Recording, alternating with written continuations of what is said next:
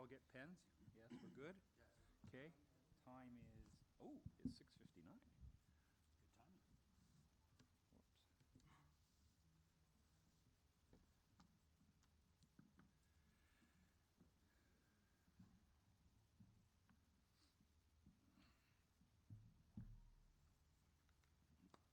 are 7 o'clock. I have my timer here. Yes. Well, good evening, everyone. It's nice to see the place spread out.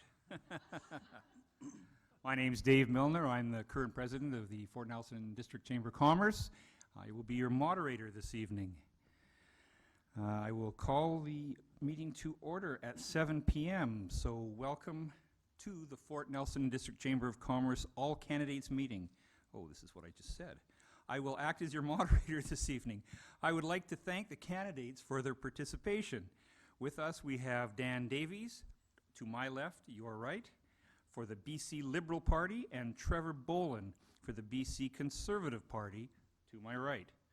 Daniel Monroe with the NDP was unable to join us this evening.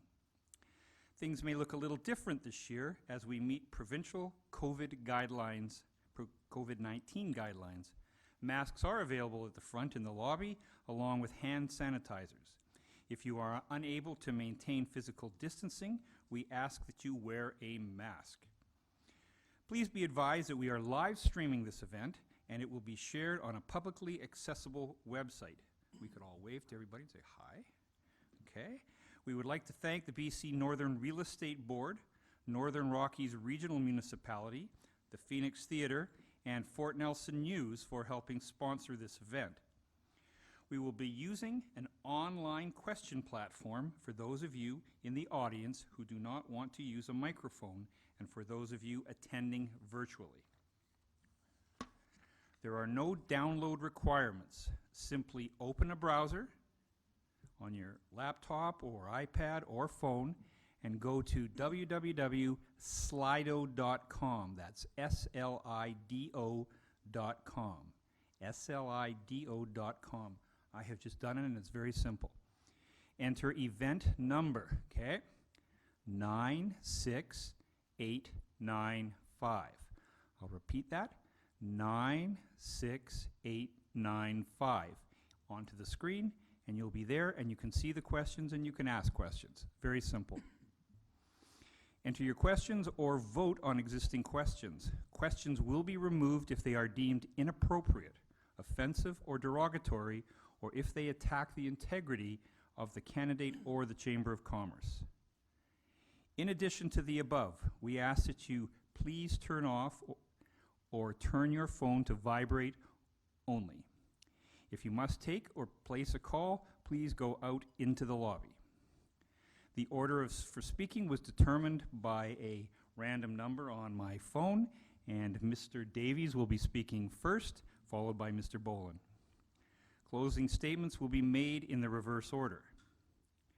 Each candidate will be allotted 4 minutes to make an opening statement. 4 minutes. Candidates are asked not to interrupt other candidates, unlike President Trump. Opening or closing statements. The moderator will have the responsibility of ensuring that questions are directed to the appropriate candidate. If necessary, questions will be directed by the moderator to the other candidate to ensure balance. We ask that those of you in attendance to use the microphones to ensure their question is captured in the live stream. We ask that participants ask questions only. The moderator will rule out of order any person who attempts to use this meeting as a platform for expressing their point of view. You should have volunteered to be in the election if you want to express an opinion. Please follow physical distancing guidelines at the microphones using the spots marked on the floor. Please wait for the microphone to be disinfected before stepping up to it. We have people that will wipe down the microphones after you use them. Candidates will limit their answers to 2 minutes to ensure as wide a discussion as possible. Candidates will be allowed 4 minutes for closing statements. Due to COVID-19 requirements, we will not have candidates moving to the podium, but they will each speak from their respective seats. The order, as I said, will be Mr. Davies, Dan Davies, and Trevor Bolin. We can begin now, so I will call on Mr. Davies to say his thing. Great. Thanks, David. Appreciate it. First of all, I'd like to start by thanking the Chamber, Bev and Dave, for your getting this together tonight. All the sponsors as well that have made this a possibility. Delighted to be here with you tonight. My name is Dan Davies. I'm the BC Liberal candidate running here for Peace River North and Northern Rockies. This election is about who can best represent this riding, who can best represent and deliver results for the residents of Fort Nelson. My experience as your former MLA, as a city councillor, a father, industry worker for 20 years, equipped me, along with my team, the BC Liberals, to deliver on those results. Excuse me. Over the past 3 years as your MLA, I've made it a priority to represent and engage this community. Opening my MLA constituency office was not only one of my 2017 campaign promises, but it was absolutely something that Fort Nelson needed and the residents of the neighboring area needed. I've been pleased to meet with many of you actually sitting here tonight in the audience in my office, as well as many others throughout Northern Rockies, and I look forward to continuing to serve you as well. There are many things that stand out to me over my last three and a half years coming up here as your MLA, and then many years before that working with the cadet program up here in Fort Nelson. One of the things, though, I have noticed up here is the hardworking people that live here and the resilience of people that live here in Northern Rockies. People that just want to raise a family, people that just want to go to work, people that want to care for their community and volunteer for their community. And every one of you here tonight, I know that you play a role in making your community a better place. And it's those little things that makes me want to be your MLA, and is why I'm running to be reelected as the MLA for Peace River North and Northern Rockies. I'm talking to the converted here tonight. We all understand that rural British Columbia is the backbone of BC. We know that. We face some very unique challenges. And again, I'm talking to a group of people here that have faced some of the biggest challenges in the last decade and a bit. One of the things that we need to do and we need to keep bringing up, and that I've continued to bring up, is the representation in Victoria, to make sure that Victoria knows where Fort Nelson is, to make sure that Victoria knows the issues and the concerns of Fort Nelson residents. Many people here tonight, as well as watching, know that the letters, the phone calls, the meetings I've had with you, it is an ongoing thing to make sure that Victoria knows that Fort Nelson is here. And we have had many successes, but we still have work to do. I said this last night at the debate in Fort St. John, and I'll say it again. Every single time that I've had the opportunity to speak at a debate, present a bill, budget responses, I've always started with how proud I am to represent one of the most diverse ridings in the province of BC, and that is Peace River North and Northern Rockies. I'm committed to working hard to getting good paying jobs, making sure that our kids can stay here. And this is something that we've seen. Our kids have to leave to get work. Our spouses may have to leave to get work. And that is a goal of mine, to make sure that we can keep people here in Fort Nelson with good paying, family supporting jobs. I am committed to standing up for the forest industry, the natural gas sectors, agriculture, and tourism. Over these past 3 years, I have been advocating lots with local people here in Fort Nelson, as well as industry. We are hopeful. There has been some work recently that is looking very hopeful for getting a pellet plant here in Fort Nelson, and we're very hopeful that that does go forward. Natural gas as well. We have a small LNG plant moving, and those are great things that we're all looking forward to.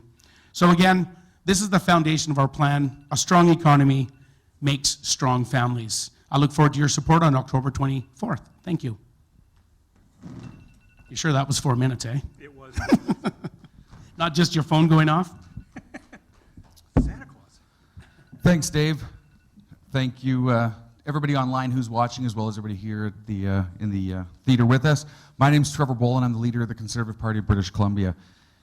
I'm going to let you know a little bit about me more on the personal side, as some of you, some of you do know who I am, but a lot of you may not. My family moved into the region in 1926. We came for the farming, of course, as all families did in those eras. We stayed for the oil, we stayed for the gas, we stayed for the forestry. We're now staying for the business, and we're staying because we've put our roots down, and we absolutely love what this region, all the communities in this region, bring to our families. My boys now are 5th generation growing up in Fort St. John, and I say Fort St. John because that's where our home is, but I grew up all throughout the region. I grew up on drilling rigs, both in this area as well as north of this area. My great-grandma actually lived at mile 136 up until she ended up moving down south. So from Charlie Lake or the fields in Rose Prairie or the drilling rigs north of Fort Nelson, this is home, and it's always been home. I've been on city council in Fort St. John for over 12 years. It's 12 years of my life that I thoroughly enjoy and am absolutely passionate about. I ran for council when I was 28 years old. At that point in time, I was one of the youngest elected councillors in the province of British Columbia. And people always ask me why I did it. Why would you do it at 28 years old? I owned successful businesses. I was a successful businessman in Fort St. John and the surrounding area. But it was my way to give back. It was my way to make a difference. It was my way to be able to listen to people and help to ensure that I could champion what their needs, their wants, and their desires are. The question's no different as to why I ran for leadership of the Conservative Party of British Columbia. And I often get asked why I did it and why I would throw a party that had been not only not around for years, but previously was a major force in this province. And the answer I found was the exact same. It was to be able to represent people. It was to be able to ensure that they were heard, their families were taken care of. And what I do on a council side in Fort St. John became seeing infrastructure falling apart in the farming communities north of town, or it's seen places like Fort Nelson, Northern Rockies, and the region that have been in a tough shape for too long. And to me, there needs to be something that can be done. There needs to be some championing that can be done to bring back the jobs that were at one time here. I was fortunate enough to be in Fort Nelson and in the Northern Rockies last month and stayed and got to shop in some of your stores and your health food store and some of your gas stations and talk to some of the folks that were here and partake in a lot of the social media forums that are on for some of your local social media groups as far as the area goes, and hearing the concerns are no different than we have. I'm a business owner, still to this day a business owner, and I employ upwards of 150 people. So I know the struggles business owners go through in any market. I know the struggles that people go through because I hear it from my staff all the time, and my stores are not only in Fort St. John, they're also in other parts of BC. And it resonates with me. It resonates with me that they feel they don't have the opportunity to be heard, to ensure that somebody is there for them. So my run at council, in the 12 years that I've been there, and I'm still currently there, or being here in front of you tonight, whether it's live audience or media, that's my passion. My passion is people, my passion is representing people, and my passion is listening first before I try to come up with a solution that I feel best works for them, because oftentimes it doesn't. So thank you for having me. Thank you to our sponsors. Thank you to our moderator tonight. And of course, everybody who helped make this happen. Thank you. Very good. Thank you, Trevor. All right. 16 seconds to spare. All right. We will now open the floor to questions. So it's a little bright up here. Stop. Do I see someone at a microphone over here? Sorry.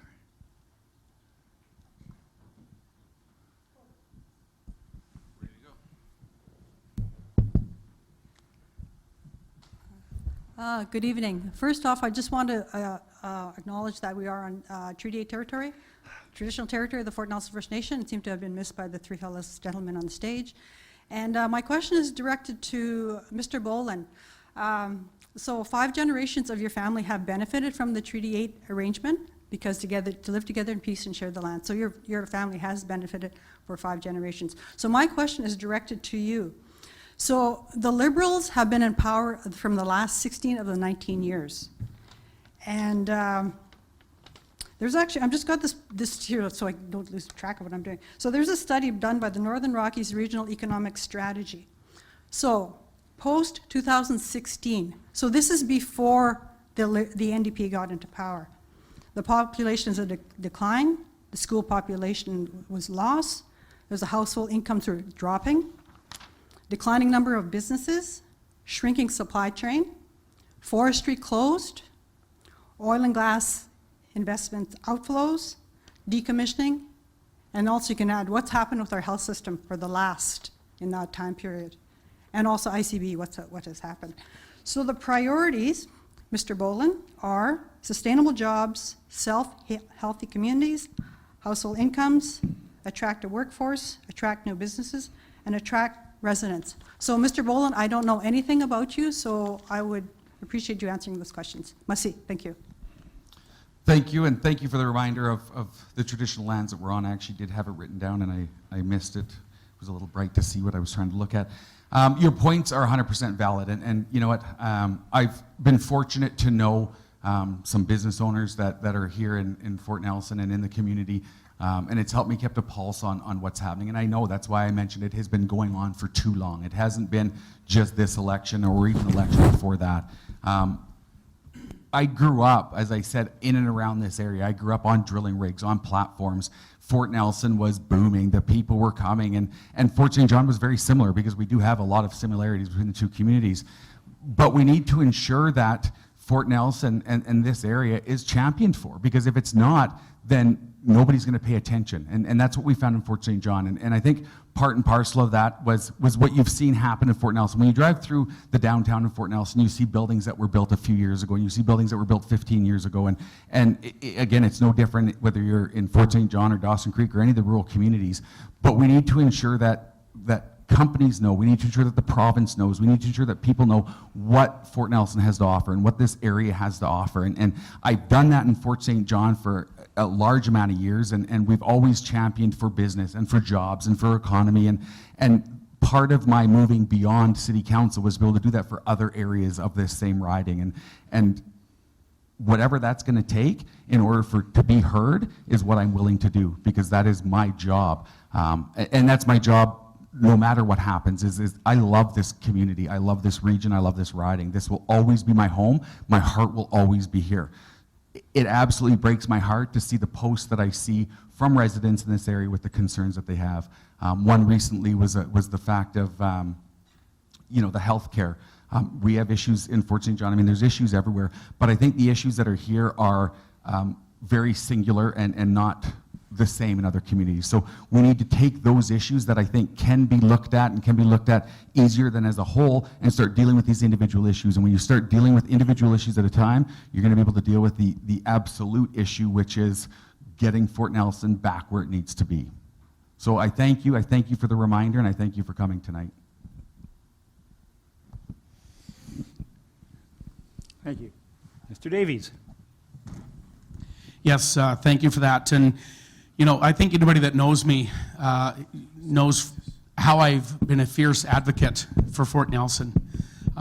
In 2017, I remember being on this stage, committing myself to the residents of Fort Nelson that I would work tirelessly on forest issues. I'd work tirelessly on the natural gas industry. I would work tirelessly on improving healthcare and education. I have been doing that continuously. One of my arguing points, and if you go back through the debates that I've been on, again, multiple times in the legislature, there isn't a time when I do not bring up the issues that face the residents of Fort Nelson. Healthcare is number one, I think, up here that we've all experienced. And it is something that we need to make sure that we are fighting for. You know, we understand that there's not going to be a surgical unit and specialists all over, but we need access. And we should have access. And we've been hearing stories just recently where we cannot get people out of Fort Nelson to the medical care that we need, and that's not on. So these are things that I've been working for and I will continue to advocate for. I've worked with the industry sector in forestry meeting with, I know the mayor, he's been a fierce advocate as well, working for the residents of Fort Nelson to try and bring some forest opportunities to Fort Nelson, some natural gas opportunities to Fort Nelson. We need to continue to fight for that. Again, there is some positive news on the horizon. I'm extremely excited about that, to see it come to fruition. But it is taking work, and it's going to be looking at how do we improve the policies that are out there right now to make things work. And in the forestry world, I've talked to Len Peterson a lot. Whether I like it or not, he reaches out to me all the time. People in this room tonight, we talk about how can we make forestry better. We know that the stumpage system is broke.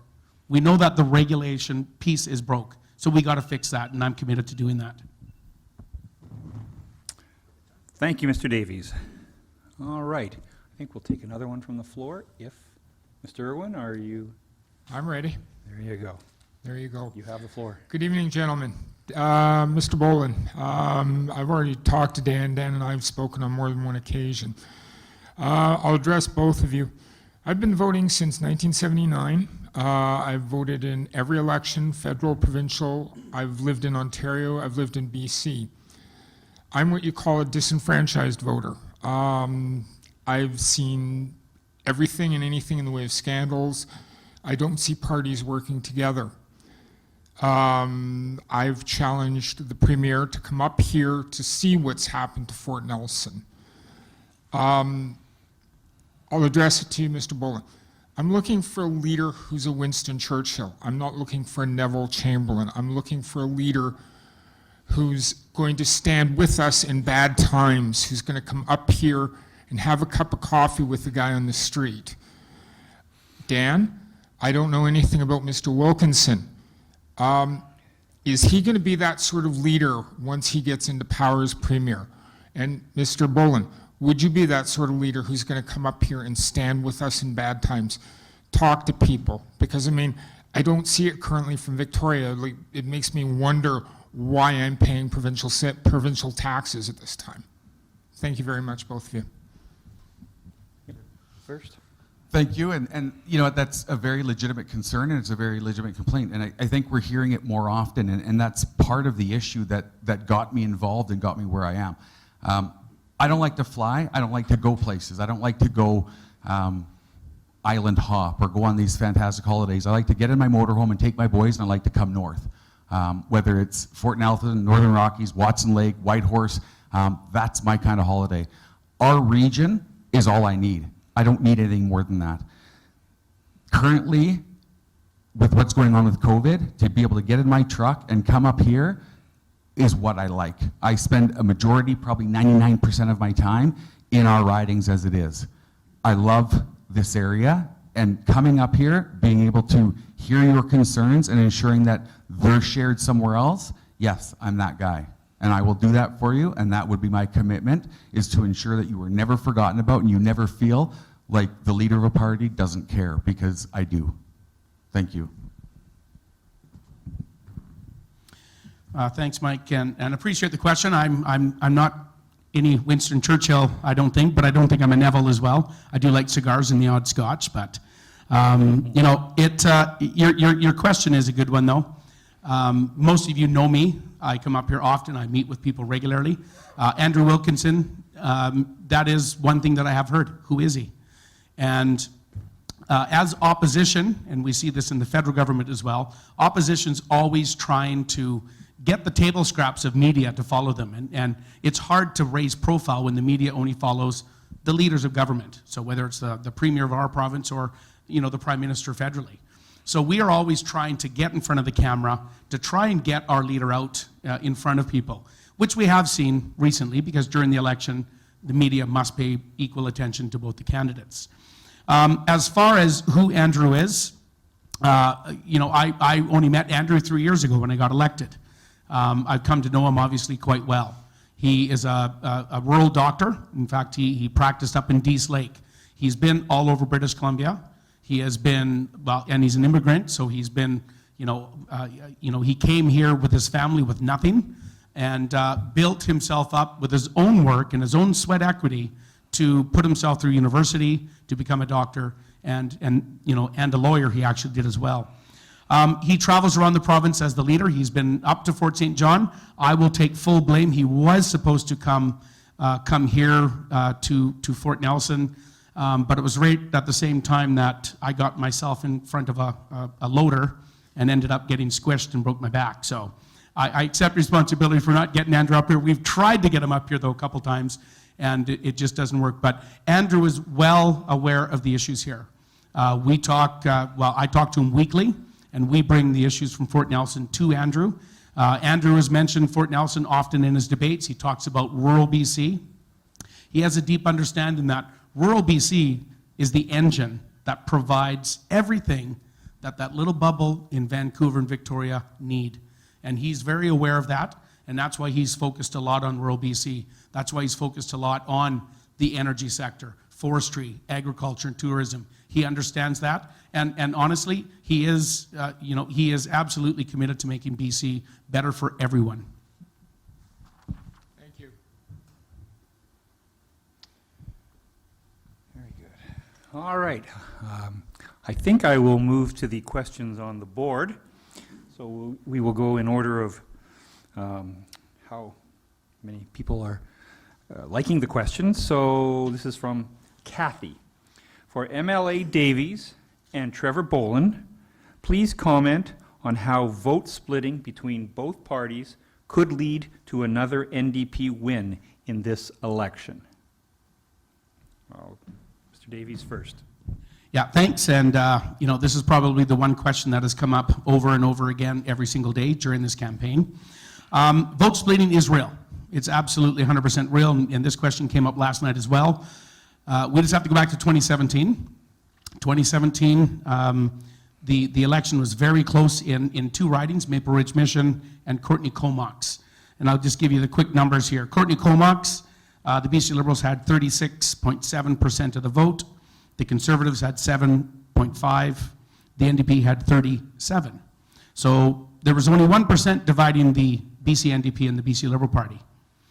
The race was between the BC Liberal Party and the BC NDP. And the Conservatives, with their 7%, split away, and because we are right of center, as the Conservatives are right, that split away from our vote and gave it over to the NDP. We saw the exact same unravel in Maple Ridge Mission. Percentages were very similar. We've seen this in the past. This isn't the first time. Many of you know your former mayor of Fort Nelson, Richard Neufeld, later Conservative senator. He admits one of his biggest mistakes he ever made was run for the Reform Party of British Columbia. Because by running that Reform Party, and they ran in almost every riding, they split the right, and the NDP got a second term in 1996.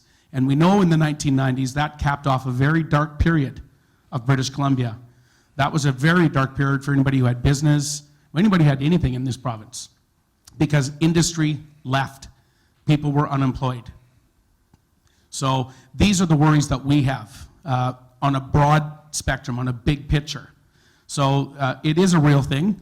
Mr. Bolin has 22% of the ridings represented. He's got 19 candidates running out of 87.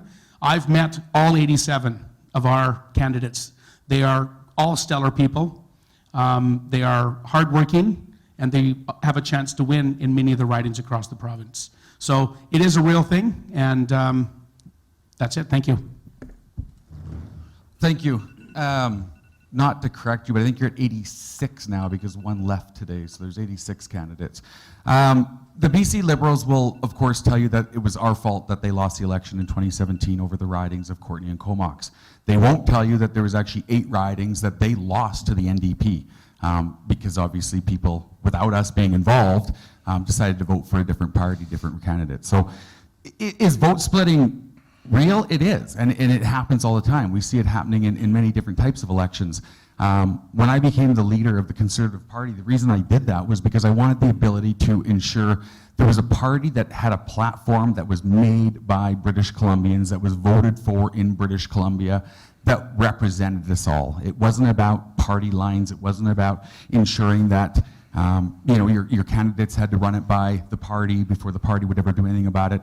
We wanted to have a party that allowed a free vote. It was a vote that, no matter what it was, that candidate of that riding, that MLA, could bring that forward for change. Because if it meant enough to them to deal with it, it meant enough to us. So it wasn't about splitting of a vote. It wasn't about center to right or right.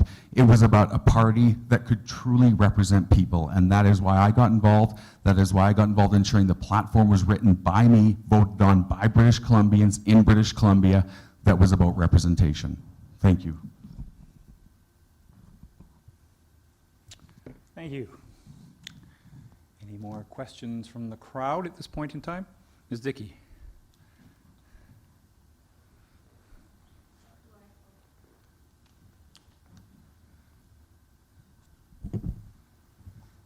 Thank you. Do we have to wait turns, let other people go first? Nope. No? You're Okay, welcome. Okay.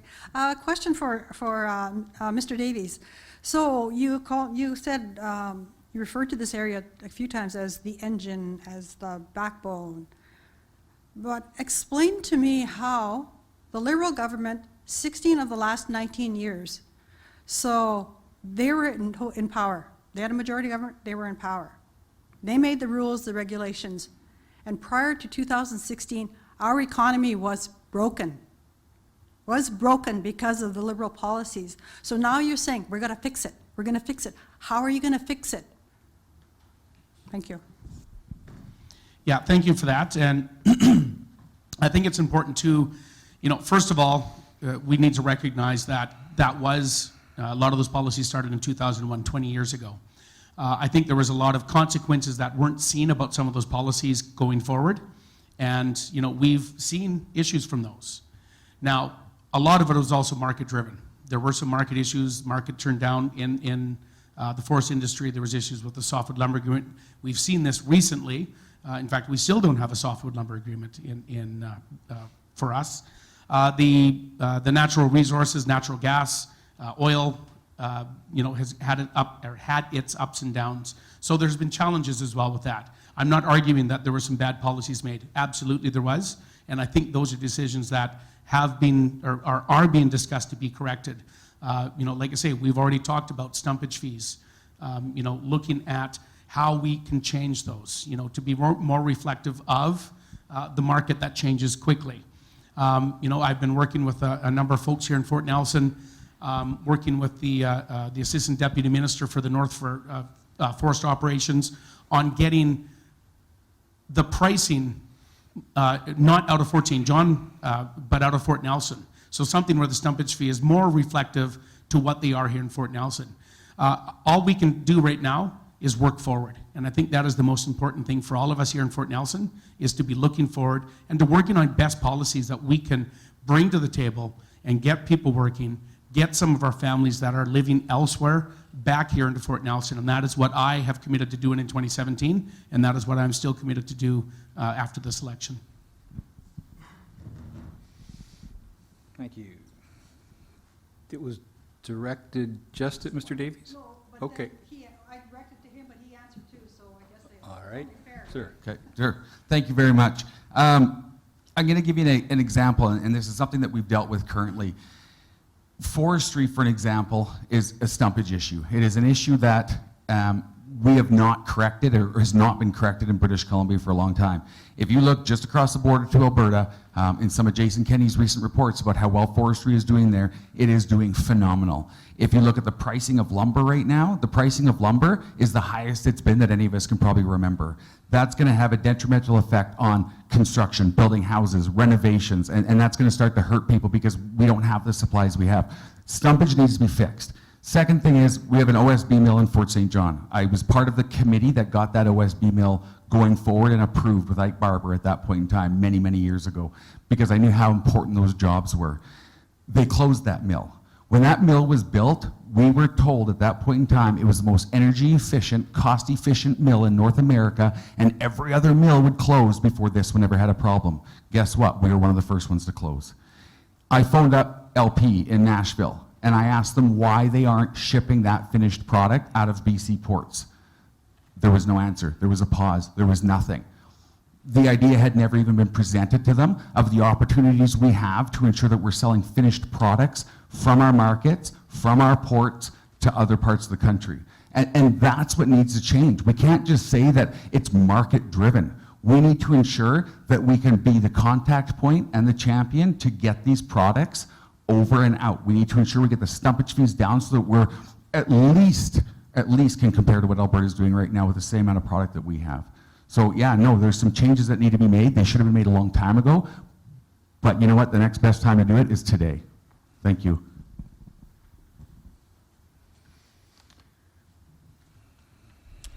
Anyone at a microphone? I see someone moving. No? Okay. So we shall return to the questions online.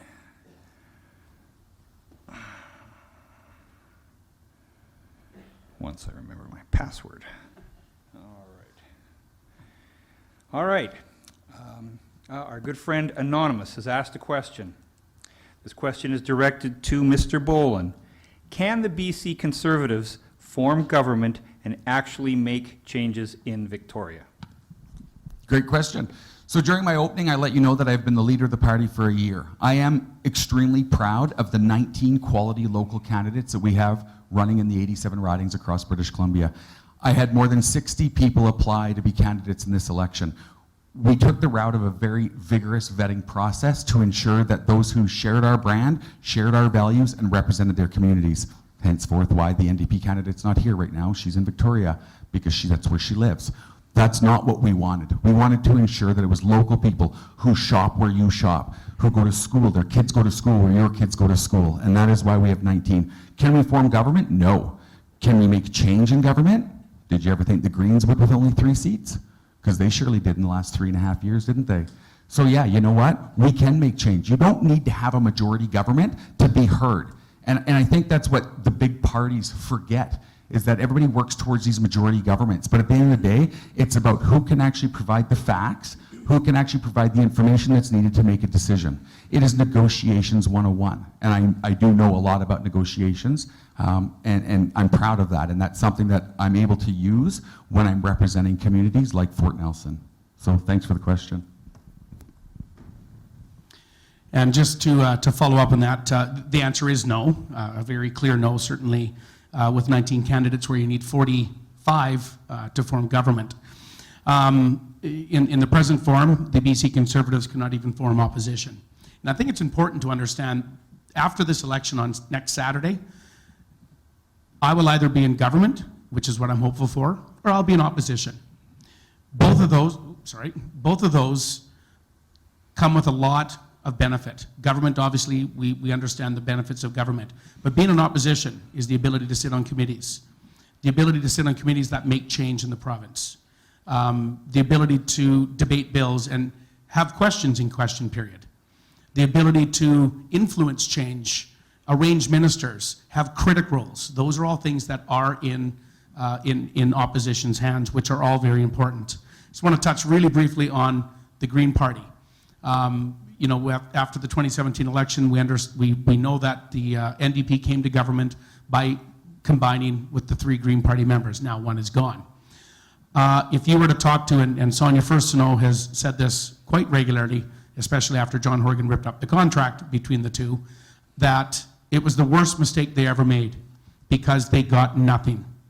The Green Party got nothing out of their 3.5-year arrangement. And I think, you know, that is one thing to keep in mind. It was to prop up the NDP. They thought it would have some benefit. They got 1 private member's bill introduced in the 3.5 years that Andrew Weaver got introduced. That was the only benefit that they had, other than they got the chance to see legislation before it was presented. So whether you like it or not, you know, it is pretty hard when the NDP across the country get about 40% of the vote. BC is no different. When you start dividing the right side of the spectrum up, you start whittling down to where the NDP will always win. And that's exactly what happened in 1996. That's exactly what happened in 2001 when the Reform Party, the Conservatives, the Social Credit Party, and the BC Liberals all formed under one umbrella to finally become government, to finally take British Columbia from the worst economy in the country to the best economy in the country in 2016. Very good. Thank you, Dan. Questions from the floor? Mr. Wall? This is directed towards Mr. Boland. Can you clearly define what sets you apart from the Liberal candidate party as a whole?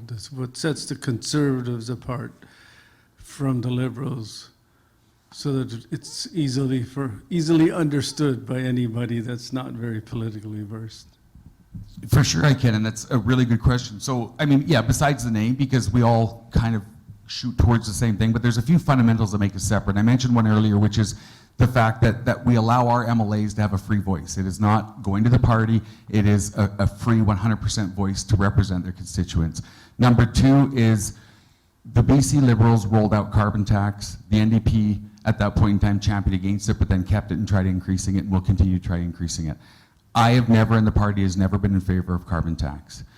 I have never been in favor of keeping ICBC, neither is the party. In 2018, the party's official policy at that point in time was to scrap the monopoly on ICBC and allow it to be an open market. That is something that has always resonated with me. I have a sister that runs an insurance company, so I hear on her side of things as well. So besides the fact that we're grassroots, that we're an old party that's been revived with new platforms and new policies around representation and around the voting that our candidates can do and not having to go to a party or an executive or a membership, it is about change on the ground.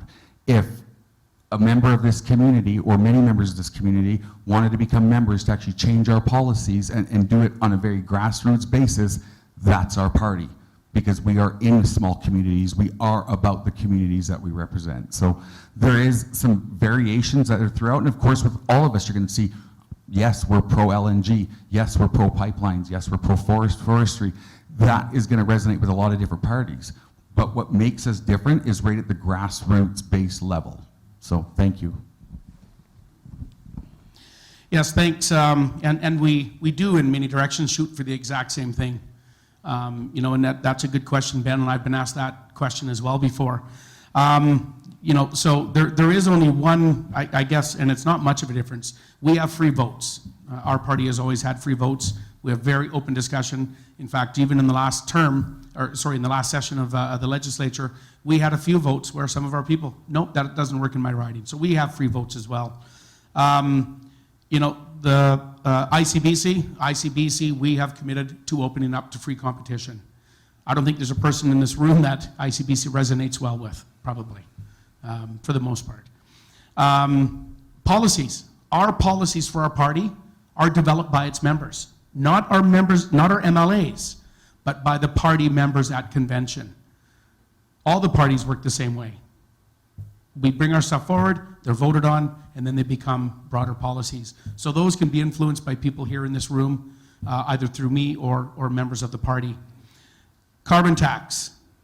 So we are now in $50 a ton as a tax grab. The NDP have raised it from 30 up to 50 in the last 3.5 years, and they've taken it from a revenue neutral, where the carbon tax went back to grants, went back to industries that were innovating, to now it's a tax grab.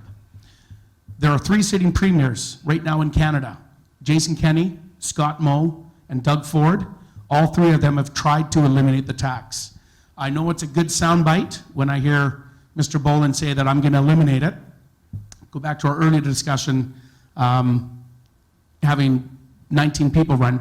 The reality isn't there.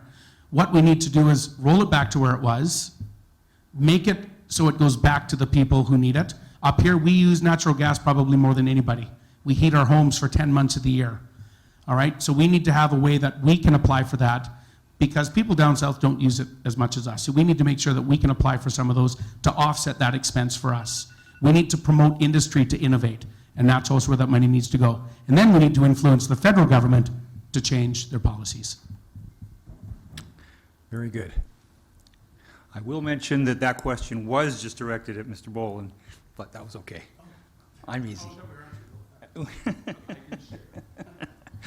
All right, any more questions from the floor? That's true. Okay, we will go to Can I the, ask another one? I'm sorry. Oh, yes, sir. Mr. Wall. This will be for both candidates.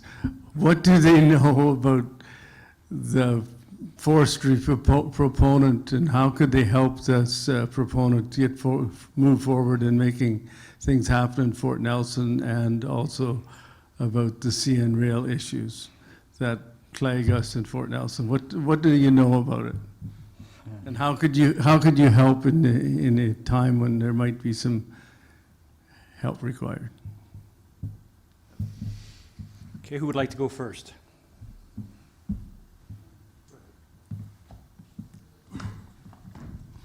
Yeah, a great question. And, you know, I know the CN is a question up there, yeah. CN is critical for the recovery of Fort Nelson.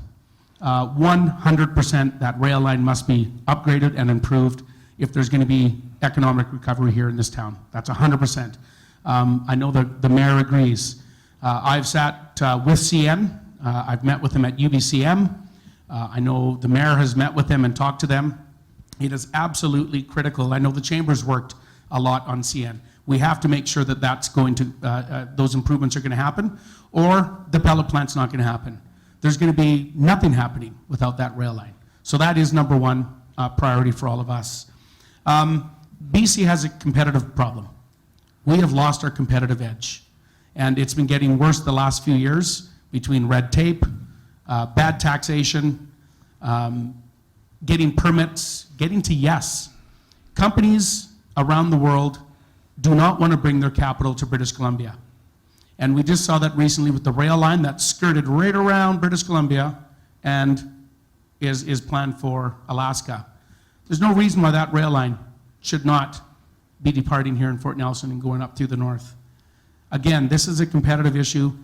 Businesses and companies from outside British Columbia are looking. It's hard to do business in BC. And we need to improve that. And it's going to take a lot of work.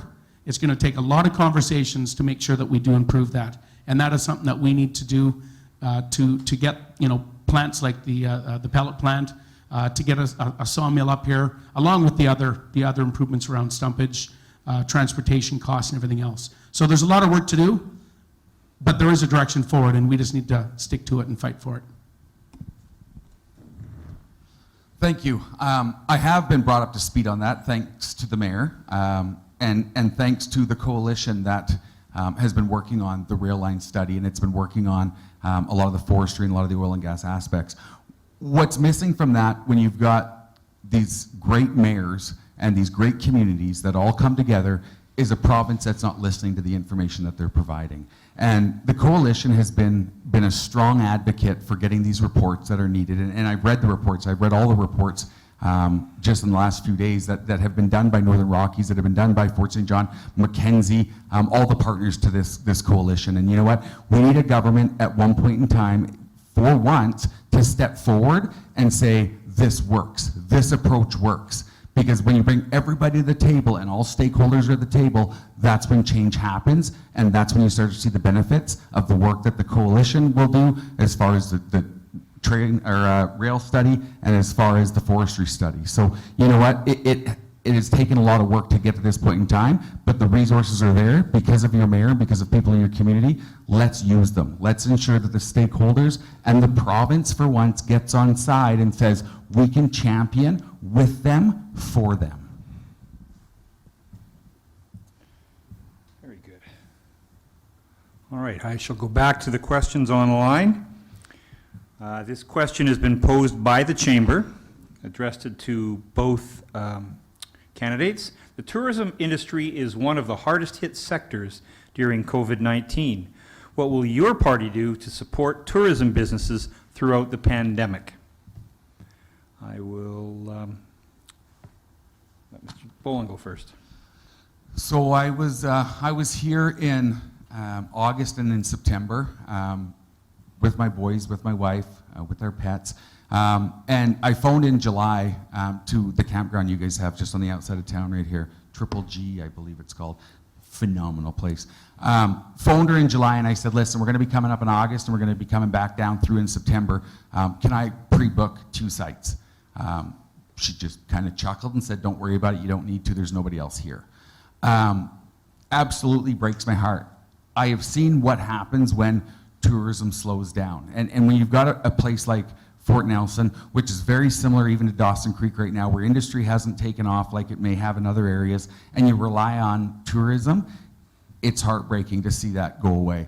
One of the first things we did that we pitched to the government was being able to offer people a tax credit for tourism. So whether it was recreational, so if they were going to go to Whistler or Big White or some of the phenomenal recreational properties that or communities that are in BC over the winter, that they could get a tax credit for that. Secondly, was then traveling in our own backyards, was ensuring that we were spending money in communities that mattered. So getting people, instead of it being from California that are coming up, or whether it's Minnesota that are coming up, getting people in the rest of British Columbia to ensure that they're coming up to see it. Because you know what, I hear it all the time. Oh, I always wanted to go to Alaska, or oh, I always wanted to go up to Whitehorse or Watson Lake. Give them a reason to come. Give them a financial benefit to it, and it doesn't even have to be a large tax credit, where I think you find people taking advantage of that. And it's not just during the pandemic, it's not just right now that matters. We're talking next year is going to be just as important as if we did it right now. So I think if we could put together some sort of a credit for tourism versus the funds all going towards one or another, the communities need to benefit. Thank you. Yeah, thanks. You know, tourism is probably one of the hardest hit industries across the province. Fort Nelson, of course, is kind of double hit. Oil and gas has been hurting for a long time. This was you know, Fort Nelson's done quite well with the, you know, embracing tourism in the last couple of years. Even the Northern Lights Festival is a great example of trying to sell Fort Nelson to the world, and that's been great. Unfortunately, it didn't pan out this year due to COVID. But we're hopeful that next year there will be, you know, a full return to it.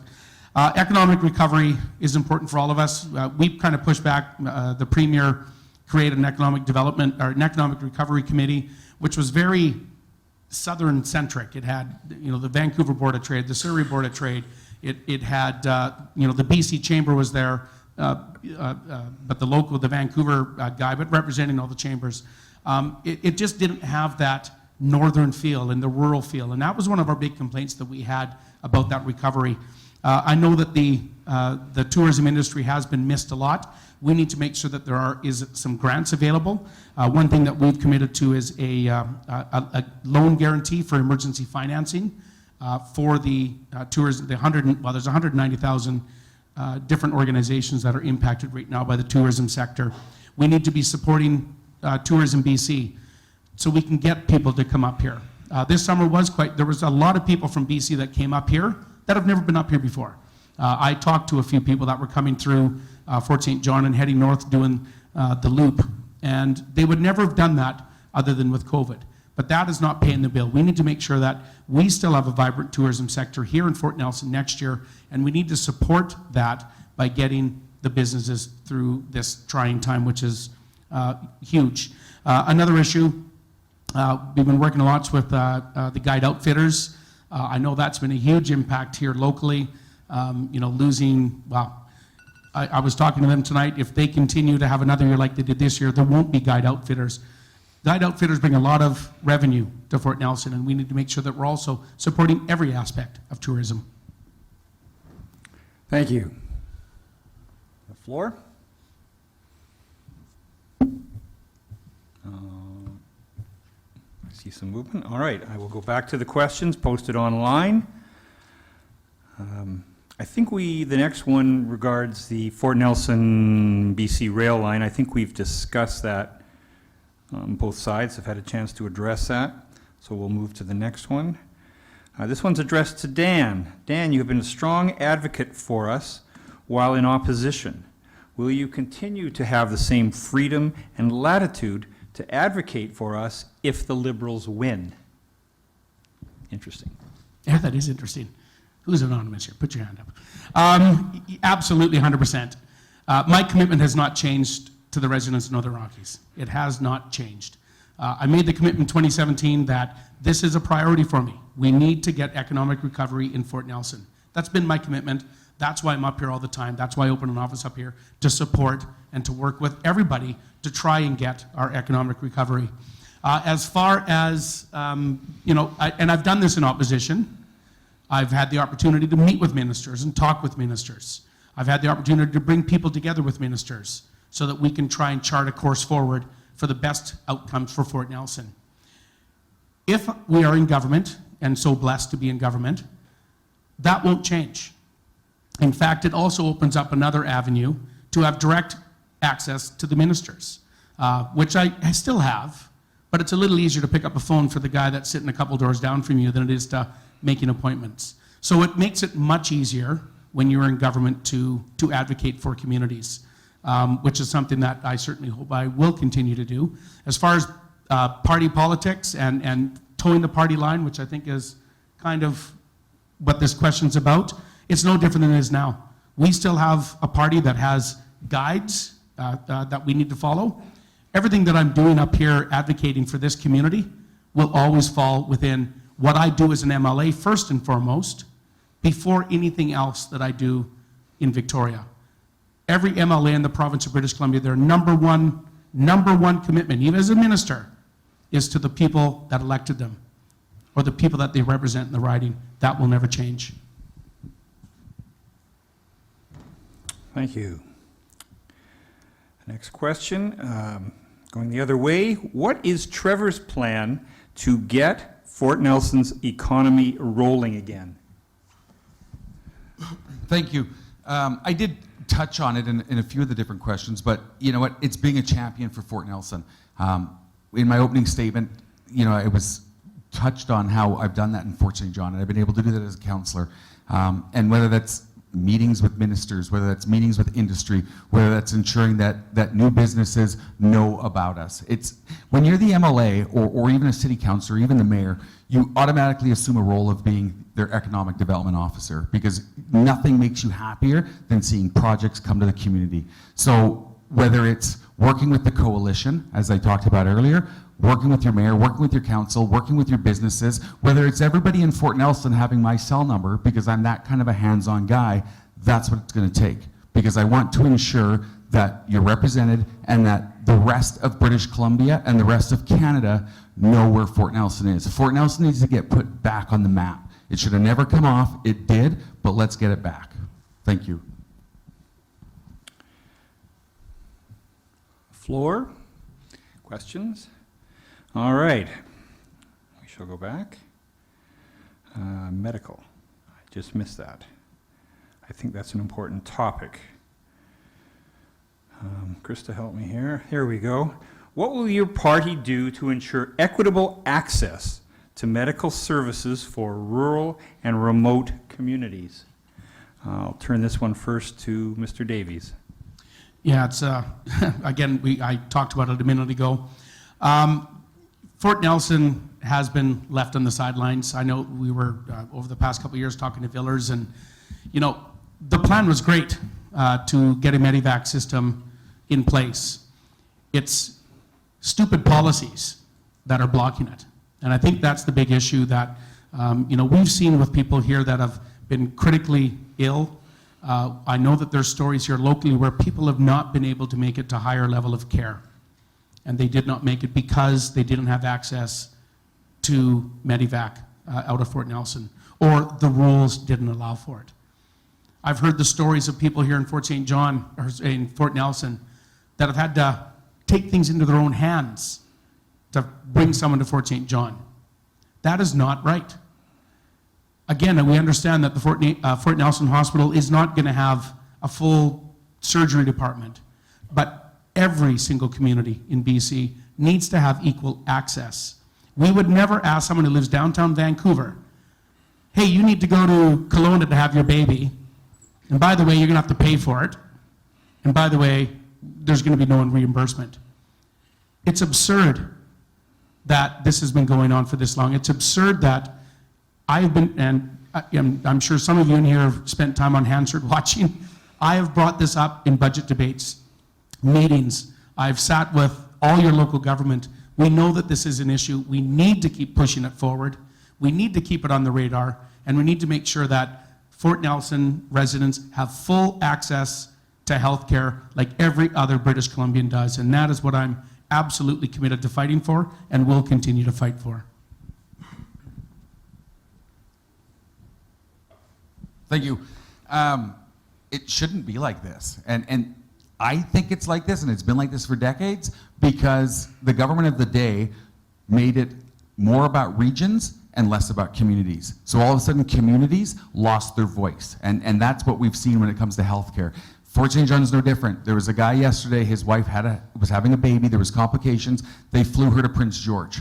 There was a post made on Facebook, he couldn't get there, they wouldn't bring her home, and he couldn't afford to go. So I ensured that he had the funds he needed to get to Prince George for the birth of his baby and to bring his wife and their brand new baby back with them.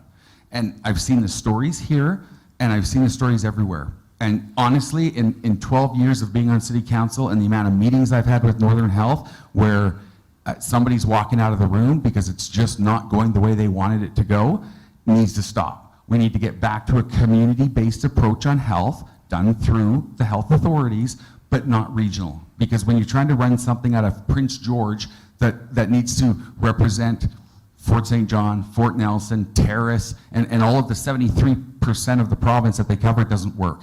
I have gone to nurses' conventions where I've recruited nurses to come to work for Northern Health.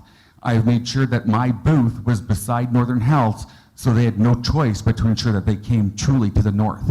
That's what needs to happen. If I have to go to every nurses' convention that are held in Calgary annually, and they've got the first year through fourth year that are graduating, that's what we'll do to ensure that our voices as community champions are heard. Thank you.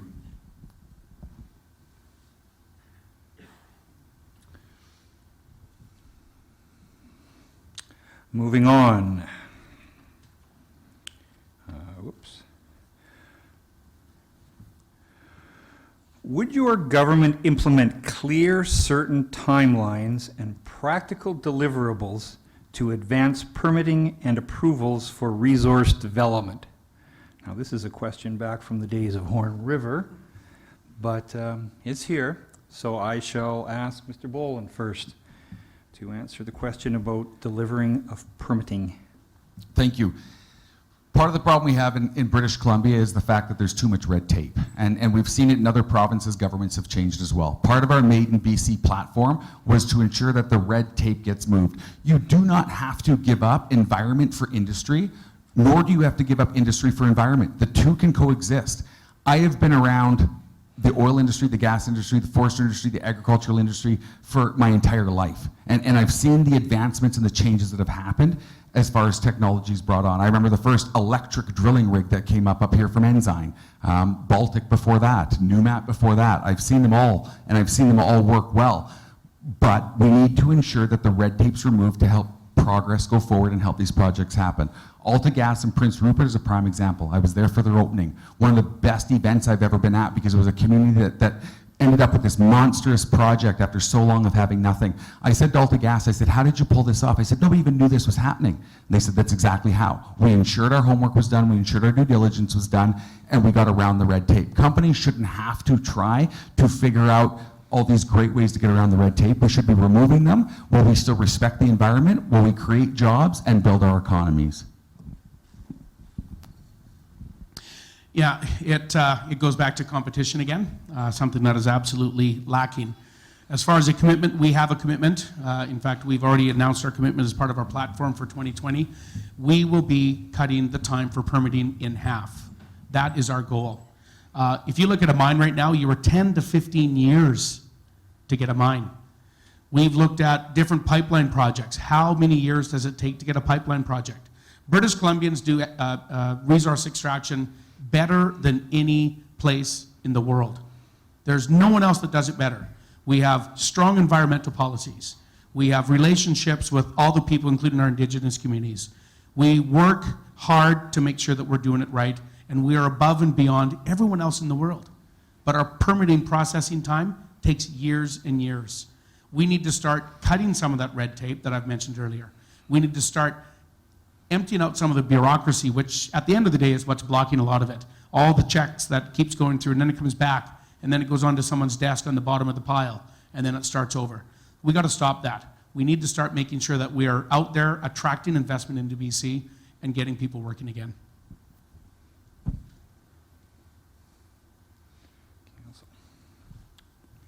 Questions? I'm going to throw in one of my own questions. Sorry, Krista. I'm going to throw out the phrase A2A, Alberta to Alaska, or 7G7. And I'm wondering if each candidate can respond to what their thoughts are on those two acronyms. And for those that aren't familiar with it, A2A refers to the railway, proposed railway from Fort McMurray to Alaska, and 7G7 is a similar proposal by First Nations. I will ask Dan first. Well, I did mention the Alberta to Alaska Railway, and I think that is something that we need to come through here. I mean, I just imagine the hub that Fort Nelson would become if that railway was through Fort Nelson. We wouldn't be fighting to try and get the railway upgraded because it would absolutely have to be upgraded. Fort Nelson, I think, would be the best place to have that rail line take off because a lot of the infrastructure is already there. And if you look at us geographically, it's pretty easy now to truck on through to Alaska. The Indigenous Railway, I'm not fully aware of that. But any time that we can look at moving product, I think any time that we can look at partnering with our First Nations partners, anything that is going to benefit the economy for people is something that we need to support. Thank you. Thank you very much. I mentioned earlier about the coalition of communities and the mayors that represent. They have already commissioned a railway study to be done. This is already in the works as far as a railway study. It's time to take that and it's time to ensure that the province listens because that railway is huge for Fort Nelson. It's huge for Northern Rockies and it's huge for British Columbia. And what's good for British Columbia is good for every British Columbian. So that study that is in works and underway needs to get into the hands of the provincial government so that we can advocate and all of us can advocate, including businesses, to ensure that this gets done. And I don't know, again, I don't know a lot about the 7G7 one, but if it has anything to do with industry, creating jobs, the economy, then yes, it is something else that we need to ensure is considered and that others hear about it. Thank you. Very good. Thank you. All right. This one is addressed to Trevor. Trevor, how will you be able to commit enough of your time to this region when you have such a large business that you're already committed to? Thanks. It's a good question. What better time to announce my retirement than right now? So, you know what, I do. I own different stores. I am a small business owner. I am a city councillor and I'm a father of two, and I only live 3 hours and 45 minutes from here. So, may come to a shock to some, but actually I would be retiring from real estate, which I've done for 21 years in Fort St. John. And I would also be retiring from city council, which I've done for over 12 years. So in order to ensure that I am widespread, I would be doing those things. I'm a very fortunate person that has a great team behind me in my businesses. I have a general manager in my stores that is phenomenal. I have a wife that supports me. I have 2 boys that absolutely love being involved in everything I'm involved in. So yes, I love to be busy, but that's what keeps me moving. And knowing that there's items I need to give up or there's parts of my life that I have outgrown in order to do this today, that is the decision that I've made. Thank you.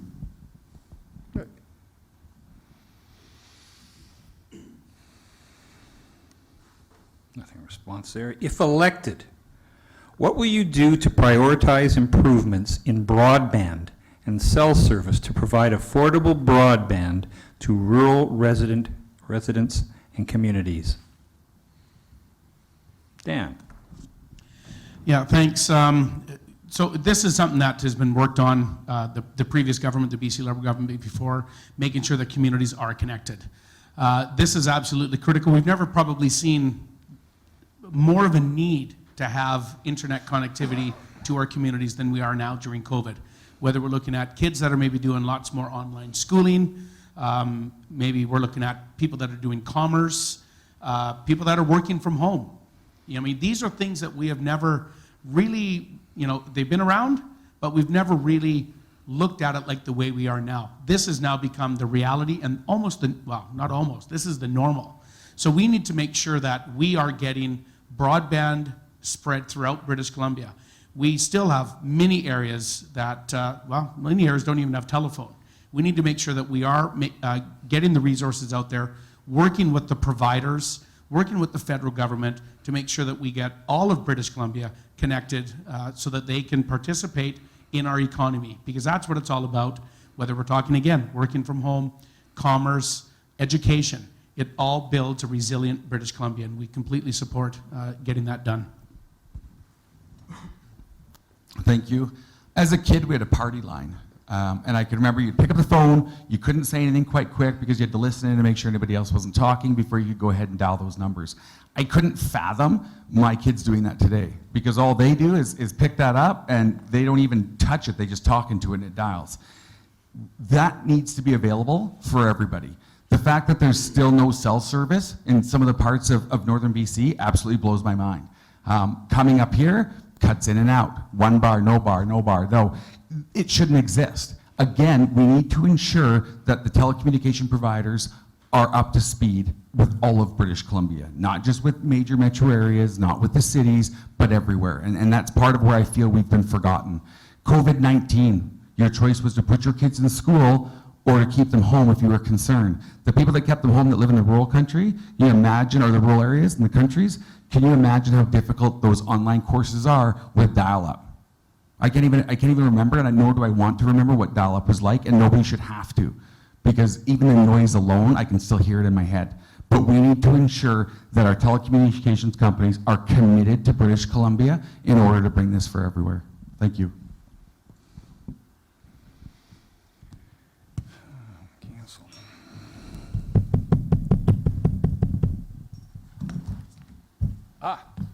We have a question from the floor. Very exciting. Mr. Allen. Thank you both for coming. Trevor, first time I've met you.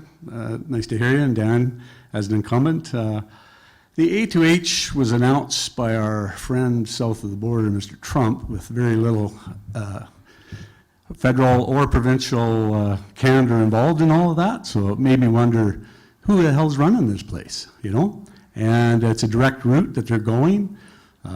If I was building a railroad infrastructure, I'd want to go Fort McMurray, High Level, Fort Nelson, Alaska. You'd have 3 end of the rails attaching to a main line, would only make sense. So how much as the government, or if you're elected as government, do you think you can really influence change on that topic? Well, that's a good point. I found out about it probably when everybody else did in the newspaper, when the media came out with it. Being in opposition, we're not privy to what government does. From the sounds of it, though, I don't think the British Columbia government was even part of the negotiations or the discussions. So moving forward, I completely agree, having where it's coming across, having, basically 3, this being a real hub.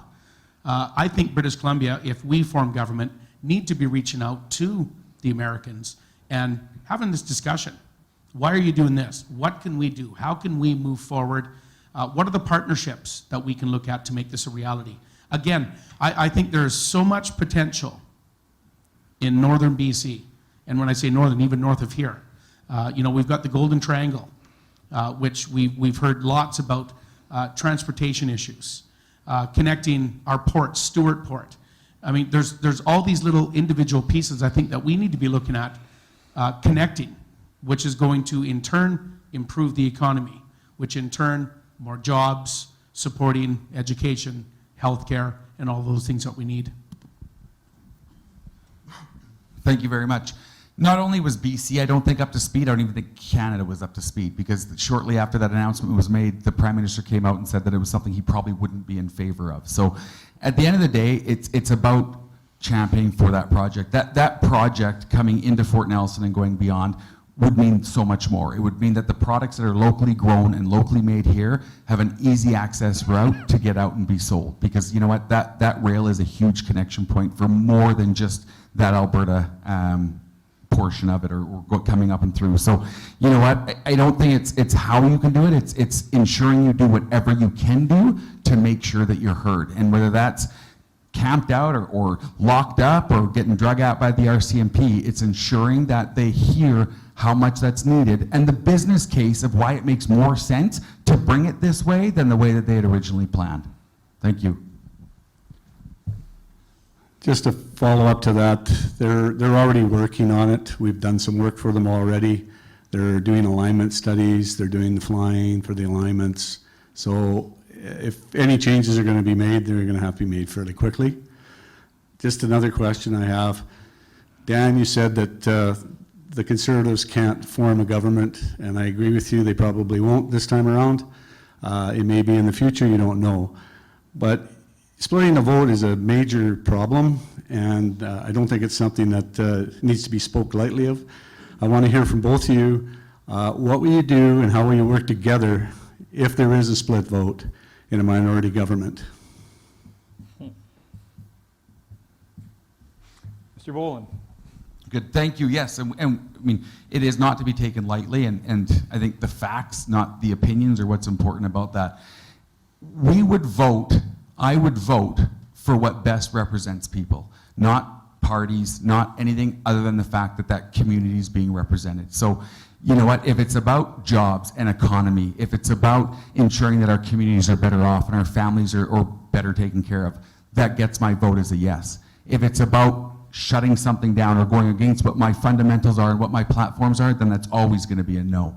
So you know what, at the end of the day, whatever that motion is, whatever that bill is that gets put forward, depending on how that affects my constituents, is how I would always vote no matter what. So thank you. Just to follow up on that, you're speaking for yourself, you've got 18 other people running, and you are the leader of that party. How would you have them vote? Under our party, because we do have a free voice vote, it would be based on that region. So even as a leader, and Dan had mentioned it earlier, the leader of a party still represents their riding. So my riding is still this area. My riding is Fort St. John, my riding is Hudson Hope, my riding is Fort Nelson, Northern Rockies, and up to the border.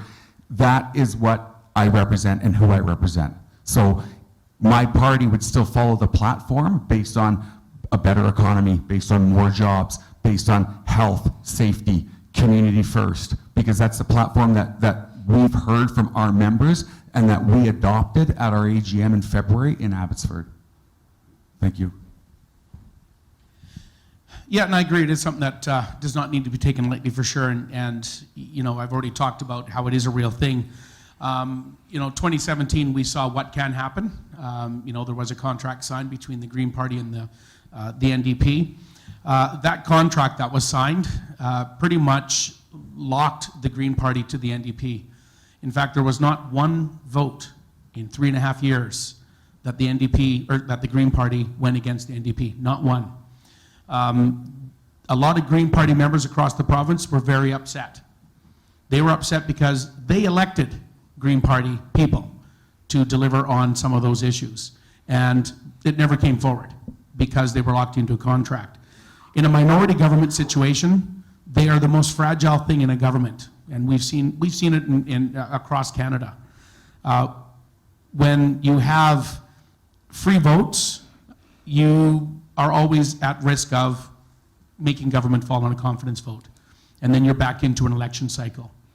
Minority governments are very hard to create confidence. That has been part of the problem since 2017. It's hard to get confidence in a minority government, in a province, because you don't know what's going to happen.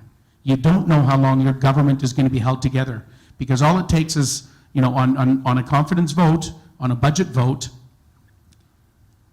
a couple people to say no, and you're in an election cycle. Election cycles are hard on economies. They scare people away. This is why, you know, we were very serious. We need a 4-year fixed election date. It has that, you know, fixed and accountability and reliability to the economy. And companies like that. People, when they invest, they want to have something that looks safe. Minority governments are not safe. And companies don't like to invest in that kind of a environment. Very good. Thank you. Kathy, Mrs. Dickey, please. Thank you. Question, so it's all kind of wrapped up. So when I was in council a long time ago, well, actually the Liberals were still in power, but we had contingents come and meet with council about the rail to Alaska. Liberals were in power at that time. Nothing came of that. And all of a sudden, when Trump makes that announcement, so it's like it's something brand new. But again, it's been, the council was presented about that quite some time ago. Regardless, the A to A, however that works, there's going to be regulations, there's going to be permitting, that's going to have to be required. Mr. Davies, you talked about cutting red tape in half, but that's to me, that's not a complete answer. I'm looking for something where you're looking at streamlining, you're increasing the efficiencies to ensure that there's a balance between the economic, the environment, and the socio-economic, and the environment. I'm getting a little bit nervous, I'm running on here. But you just say, we're just going to cut it half. Like, that's pretty glib. So can you expand on that a little bit more, please? Yeah, for sure. You know, we don't need to reinvent the wheel every single time we try to permit a project. And that's what's happening. Like I say, British Columbia is not new in resource development. We're not new in forestry. It's one of our founding industries in BC. Oil and gas has been around for many years. So when we start, starting over at zero every single time there's a project, there are efficiencies that we can look at there. Electronic filing. You know, right now everything is manual. There's very little electronics, a digital part of this process. We need to catch up and get into the modern era. One of our plans is to make it a complete, all of it digitalized by 2025, which is going to speed up and become more efficient.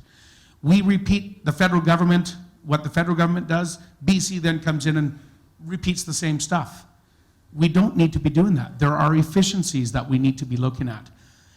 The bureaucracy I already talked about. You know, when Michelle Mungle, she was the Minister of Energy and Mines, she was at a conference a year ago, and they were talking about we're going to improve mining. So we've hired a bunch more people in the ministry to oversee these things. That's what scares industry away. Now you've added all these extra checks and balances in place that are already there. We've been doing this for many years. We've been doing it. There is nowhere else that does it better. Yet we keep adding and adding and adding to the process, which just scares everybody off.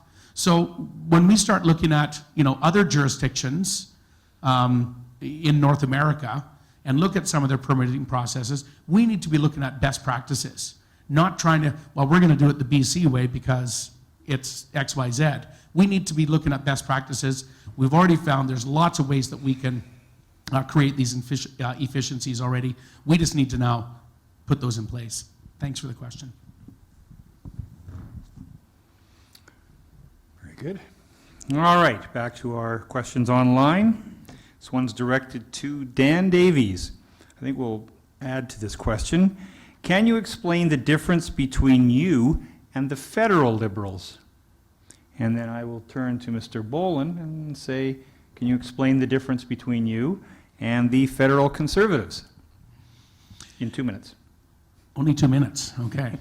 I'll give you my elevator pitch. There is complete difference. We are a completely different party. The BC Liberal Party is a made-in BC party. The Conservatives are also not affiliated with the federal Conservatives. There's only one party in BC that does have a federal affiliation, that is the NDP. They are all affiliated across the country. The BC Liberal Party was brought in together, including the Social Credit Party of the day, the Conservatives, the Reformers, some Liberals, all brought in to do one thing, and that was to make sure the NDP didn't get voted in. We are a free enterprise party. We are a party that is pro-industry, strong economy, jobs, caring for people. I mean, this is what we need to be doing. And this is who we are as BC Liberals. It's about restoring confidence in British Columbia. It's about rebuilding BC right now. And we hear lots of things that come out of the federal government which we shake our head at. One of those things is the Trans Mountain Pipeline. We are complete proponents and support the Trans Mountain Pipeline because it's good for British Columbia. It's good for Alberta. It's good for Canada. And we need to get behind those projects because it's good for the world as well, to make sure that we are getting our products to the world market using British Columbia ports. And that is something that we are extremely focused on and will continue to do. So as far as being related to the federal Liberal Party, completely different party, not affiliated whatsoever. Thank you. Yeah, we're like nothing you've ever seen before. The Conservative Party of British Columbia is a standing alone party. We are conservatives at core, so we are fiscal. We do believe in small government, so we're going to have some similarities to that conservative side. Our platforms, as I've mentioned before, are made by us. They're made by British Columbians. They're made by members who care in communities just like this, who want to ensure that they're represented, which is why our platforms cover pipelines and hunting and fishing and ensuring that projects get go-ahead and that red tape is not like it is while we care for all aspects of a project. So we are not like the Liberals. We are not the Conservatives. We are not the NDP. We are not independents. We are strong. We are truly made in BC, and we are the Conservative Party of British Columbia. Thank you. Oops. Better turn around. All right. Both parties, what is your opinions on inclusivity for LGBTQ, Indigenous minorities, and women in safe workplace environments? Again, in 2 minutes or less. Your turn, sir. There is no room for discrimination, period. And, that is something that we have always been strong, for. That is something that is my personal belief as well. I've worked in the public sector. I've been a school teacher. It is something that cannot be tolerated. It cannot be tolerated when you hear other people talking about it. You need to act and speak up. It cannot be tolerated in the workplace. You need to act, speak up, and do something. There's no room for discrimination. Doesn't matter what it is, and that is something that I will always speak up for. Thank you. Both as a party front and as my own personal opinion, there should not be, this day and age, discrimination against anybody or anyone. We all have the right in Canada as Canadians to live our lives and to live a safe life with freedom to choose what we want. And that needs to come all around full circle. So once I think we start seeing people that aren't afraid to talk about it, you'll start to see that people are more open to accepting it. And you know what? I think that needs to stand, I think that needs to stay, and that needs to be a motto that people live by to ensure that everybody knows that they're welcome and they're safe and that we are all one. Thank you.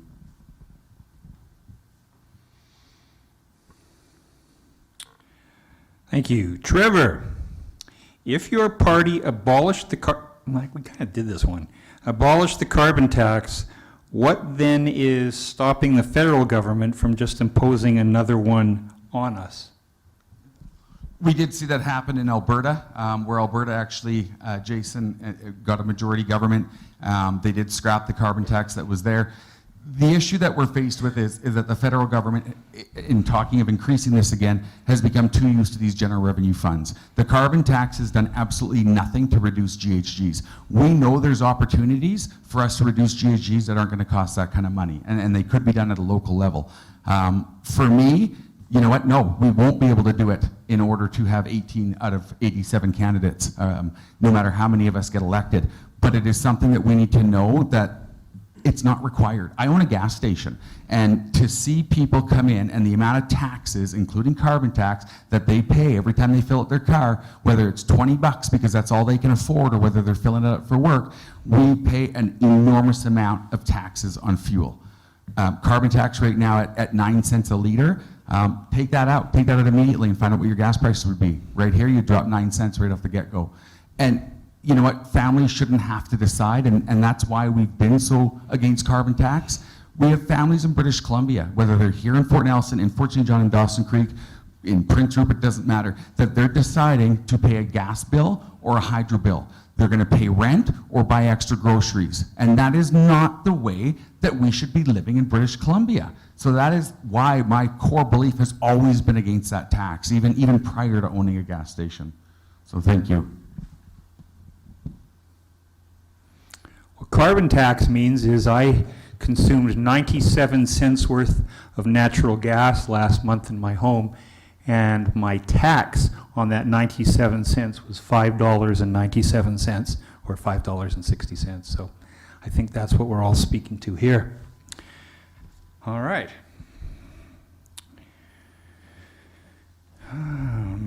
Well, this is a juicy one. Let's see. We all okay to keep going with questions? Maybe we'll give you 3 minutes on this one. Contrast your party's platform with the platform of the other candidate. So, Mr. Bolin, contrast your party's platform, in other words, why should we vote for you versus him?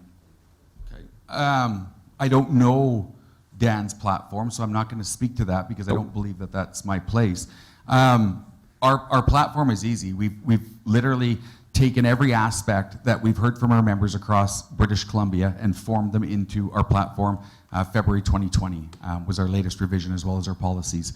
From that point in time, it became about current issues. So it became about the ICBC issue, which we brought out in 2018 as far as allowing competition for auto insurance in the province of British Columbia. We brought out removing the red tape. We brought out championing for areas. We brought out being about the people, not being about the politics. In our recovery plan that we had introduced during the start of COVID was about helping families, not helping the wealthy get wealthier, as we've seen during COVID has happened. We see it in the news all the time. It was ensuring that those of smaller incomes, low income, middle income were taken care of. It was ensuring that we looked at what tax thresholds would help keep more money in their pocket, what tax credits would get them spending money in other communities. What could we do to bring manufacturing back to British Columbia?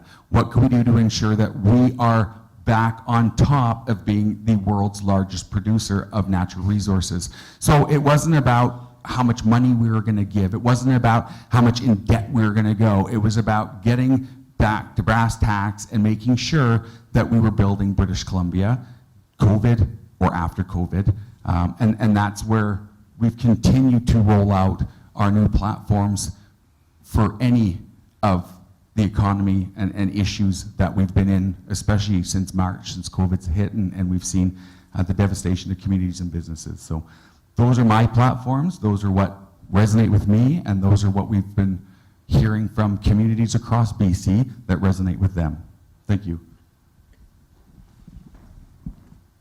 Yeah, thanks. So as far as platform goes, I mean, first of all, I'm going to start, I am a local guy as well, born and raised in Fort St. John.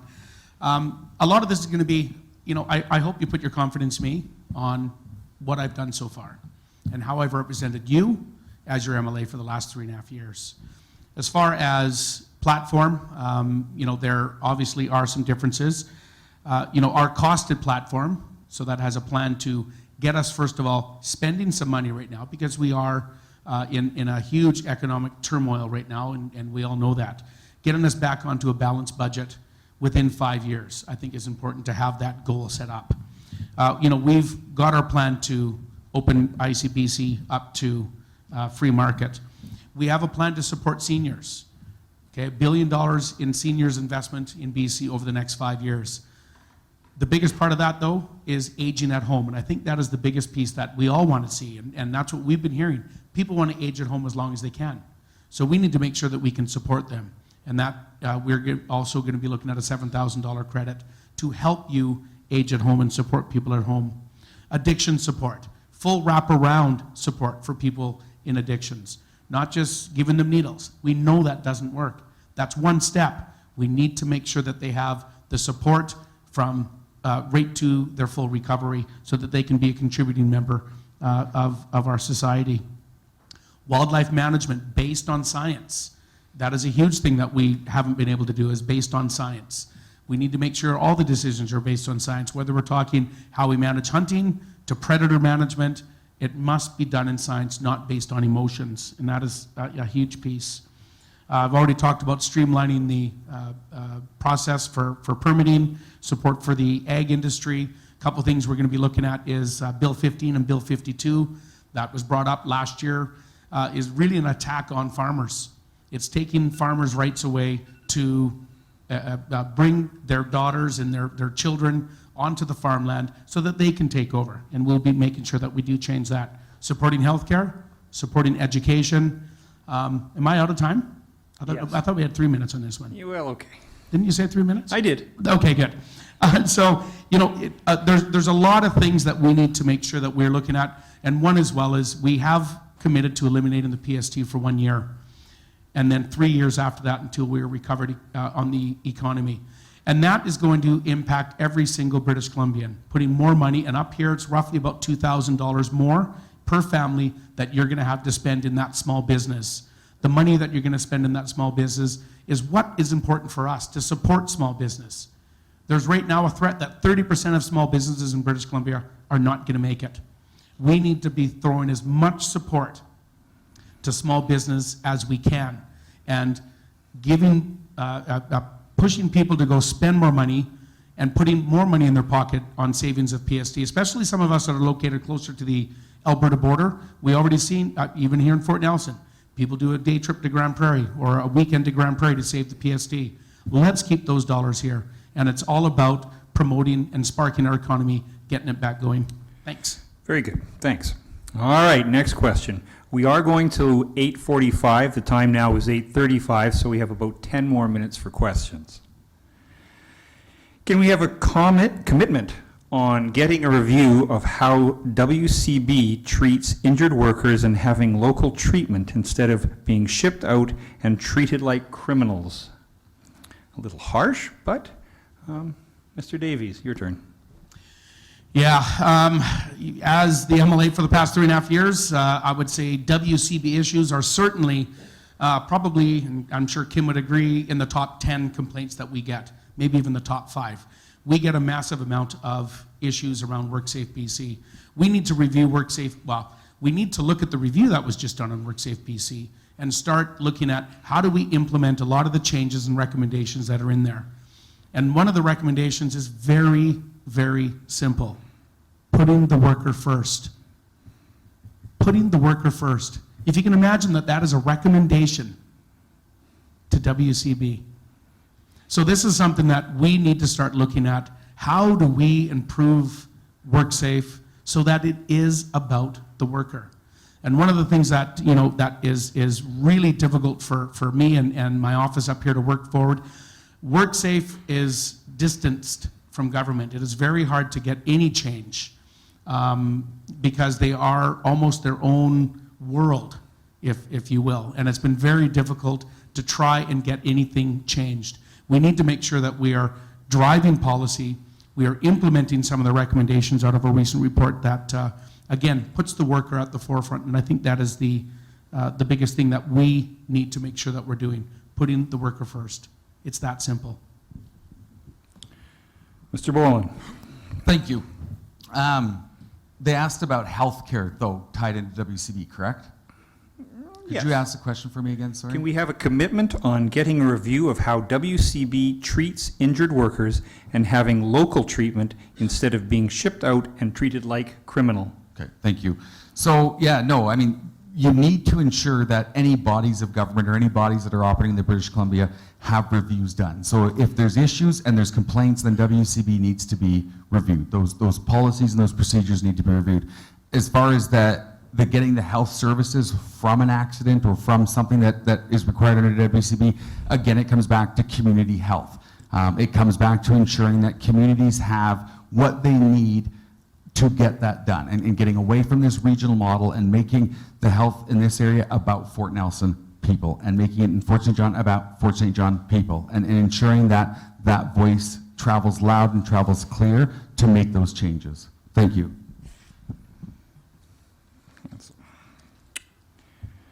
All right. How will you and your party, if elected, support the BC forestry sector? Mr. Boland. Thank you. So we did touch on this briefly, and I mentioned about, you know, the OSB mill in Fort St. John. Forestry in its entirety needs to be updated. The program needs to be enhanced. We need to be looking at finished products that we can sell right here in British Columbia. We need to stop the export of raw logs because that has not worked for us. It's created jobs that were not sustainable, and it created an industry that was no longer sustainable. So let's look at finished products. Let's look at a stumpage rate that is maybe comparable, maybe even an advantage over top of some of our neighbors that look at theirs monthly, while we still look at ours towards semi-annually and an annual update. That needs to change. So I think when we do this and the world sees that we take this industry as serious as they do, then you're going to start finding that they're going to reinvest their money. They're going to open back up mills. They're going to put people back to work. I absolutely hate driving by the OSB mill in Fort St. John and seeing that mill closed after 23 years and seeing it dark. It drives me nuts knowing that OSB right now is at $44 a sheet. I was buying it a year and a half ago at $6.50. So there's a ton of money to be made. And from that ton of money to be made, there's a ton of jobs to be had, and there's a ton of an industry that we can thrive and we can bring back what is one of BC's oldest industries to the forefront of our province on a national and global level. Thank you. Yeah, thanks. And we have talked a little bit about it already, but, stumpage fees, we've talked about modernizing forest practices. Before I got elected and talking to Leonard and Ben and a few others that brought me up to speed on what the forest industry is, it is a very complicated machine with lots of moving pieces, and a lot of those pieces, they work in silos. We really need to modernize the forest industry at the top levels and how that works. So everyone's talking and communicating back and forth within those different silos. Softwood lumber agreement still isn't settled. That is a big issue that we need to make sure that we are continually working towards. Silviculture, we need to make sure that that is forefront. We also need to be making sure, and I think I mentioned this earlier, value added. We need to be doing more value added, whether we're looking at beams. Dawson Creek has a siding plant. How do we create and do as much stuff here in British Columbia to sell that product to the rest of the world? And those are the supports that we need to make sure that we are pushing in place. But I think a lot of that has to all start, again, by looking at how our forest practices are done at the ministry level, all the pricing branch, how it's not connected to, all of these other pieces all work independently. And at the end, you get bad results, and we got to make sure that we fix that.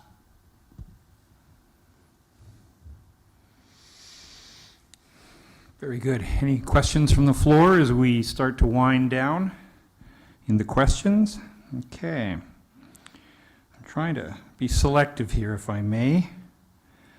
Here's an interesting one that's not often talked on. In regards to hunting, are you in favor of supporting an LEH moose hunt for non-residents of the region, with local still being able to just buy a tag? I'm not a hunter. LEH? Oh, duh. Okay, sorry. Limited entry license for a moose hunt for non-residents of the region, with locals still being able to justify a tag. This is a quick one. Dan?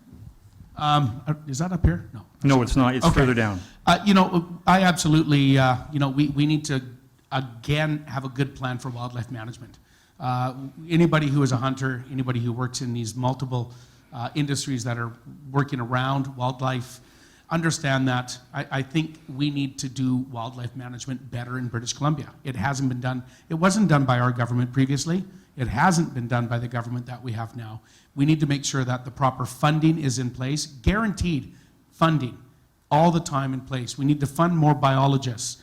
We need to make sure it's all science-based, the decisions that we make. We hear lots of talk around the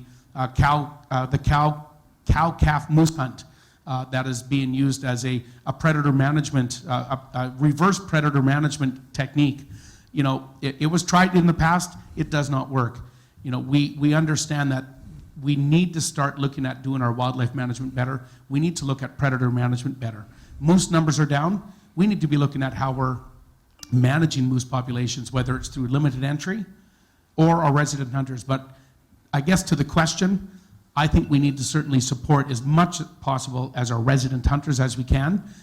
We need to be having these partnerships also with the guide outfitters working, because that is an industry. That is an important industry here in Fort Nelson as well. And so there needs to be communication, there needs to be a strategy thought forward on that. Very good. Mr. Boland? Thank you. Government shouldn't tell people what they should do without listening to them first. So if an issue in an area such as Fort Nelson, Northern Rockies, north of here, Fort St. John, Dawson Creek, into Prince George, even into the Kootenays, if there's an issue that is facing people as far as limited entry draws and non-resident hunters that needs to be brought to the government needs to ensure that they can rely on professionals to make decisions. When we see government not listening to people and listening to special interest groups to make decisions, that's the trouble we've been in. The other problem we've got right now is that none of the tag revenues actually go to supporting the industry. They don't go to supporting the environment. They are used as a general revenue catchphrase. Those funds for anything and everything related to tags and licenses need to go back to protecting, enhancing, and furthering that part of the industry, whether it's limited entry, whether it's fishing in our watersheds, whether it's protecting things that we need to protect. But to stop telling people what they should do and start asking them what they need to do, and then get the advice of the scientists, the professionals, the guides, the outfitters that know this. And let's not pretend that the government knows what they're doing. Thank you. Okay, I think we'll do one last question unless there's anything on the floor. This is a fun one. What makes a quality MLA, member of the legislature, in the eyes of your parties? So, first, Mr. Boland. Thank you. A quality MLA in the eyes of my party and me would be someone who listens. It would be somebody who is not about talking first and believing that their policy or their platform is the end-all be-all to meet their constituents' needs. It is about ensuring that all of the stakeholders in a community are engaged, whether it's businesses, whether it's First Nations, whether it's communities, whether it's local governments, whether it's regional districts. I think somewhere along the lines is the government forgot they need to listen. They forgot that they need to involve the people when they make changes. They've come out with this end-all be-all that they'll tell you how it should be, or they'll tell you what needs to be done. And I think that's where we've gone so wrong in British Columbia and so wrong in Canada, by them not listening. So, I think what makes a good MLA is somebody who's going to listen, who's somebody who's going to act. It is somebody who's going to ensure that you're represented at a local level, whether it's picking up the phone, whether it's an email, whether it's running to you in the grocery store. It's about your neighbors, it's about your families, and it's about ensuring that the true champion for that is all of us together, not a community chasing their MLA, not an MLA doing it alone. It's being together and going after what that community needs. Thank you. Number one job of an MLA, again, as I said earlier, is to represent you. And I keep coming back to that. There is no other important thing that any MLA can do other than represent the riding that they are elected into. Victoria, that's a whole nother world. But it's an important world as well. We need to make sure that we are in front of ministers. We need to make sure that we're bringing the concerns of the residents. And this riding, even Peace River North, is a diverse riding. 176,000 square kilometers. Things are different here as they are in Toad River, as they are in Fort St. John. So I think a commitment, outreach, making sure that we are treating each part of the riding differently, we are listening to each part of the riding differently, and we're bringing those concerns forward to government. That is what I have committed to you. Again, I'm up here often, and that still remains my number one commitment, to make sure that I am bringing Fort Nelson concerns forward to government, making sure that I'm bringing Fort St. John concerns to government. Again, they are very different, but they all start with the one thing, and that's my commitment to you, my commitment that I will listen, and my commitment that I will bring your concerns and issues to Victoria, as I've done in the last 3.5 years. Thanks. Very good, thank you. We will now close the floor to questions and ask the candidates for their closing statements. Each candidate will have 4 minutes in the reverse order from when they started. So speaking first will be Trevor Boland, 4 minutes. Thank you. I promise I won't take all 4 minutes. I really appreciate the Chamber, of course, our moderator, Northern Rockies, BC Northern Real Estate Board, the Phoenix Theatre, the Fort Nelson News, and of course the traditional territory of the Fort Nelson First Nations for hosting us, having us, for all of you sticking it out with us. I know these aren't always the fun thing to do on a Thursday night, and of course all of our online viewers who submitted questions. Without you, this wouldn't be possible. This gives us an opportunity to ensure that people are paying attention, that the government's paying attention. And no matter who it is that's on top of the stage or going through a debate, it needs to be about the people and answering what they've done, what they're going to do, and what is going to represent them the best. But it's listening first, as we talked about. I don't own your vote. No party owns your vote. No candidate owns your vote. Your vote is your voice, and it's your choice. However you make that vote, it's going to be somebody who represents you for the next 4 years, who represents Fort Nelson for the next 4 years, and this entire region, including the Peace River North. British Columbians certainly have a difficult choice ahead of them. It was not an election that I think anybody was planning for or that anybody wanted to get involved in this early in the game. There's so much going on, not only in British Columbia and Canada, but globally right now. And we need a sense of security. We need a sense that someone's listening. We need to know that somebody has your back. On October 24th, I want to be that guy. I want to be the guy that you can sit back and you can know that I have your back, that your best interests are on my forefront, and that I'm going to bring those and that message, whether it's about growing jobs or growing the economy, whether it's about ensuring that you're protected, you're heard, or Fort Nelson's back on the map, the same as it is in Fort St. John. Our communities in this northern part of the region are not that much different. And I think by coming together, as I mentioned earlier, as we've seen the coalition do, I think that we can have an enormous voice that they're going to hear us all across Canada. They're going to know that we are not going to put up with the way that it's always been. Times are changing, people's needs are changing, our government needs to change. So thanks again, thanks everybody who pulled this off, and have a fantastic night. Thank you. Thanks, Dave. Thanks, Chamber, as well, for organizing tonight. And again, extremely important. This election is extremely important on October 24th, as well as the advance polls that will be coming up as well.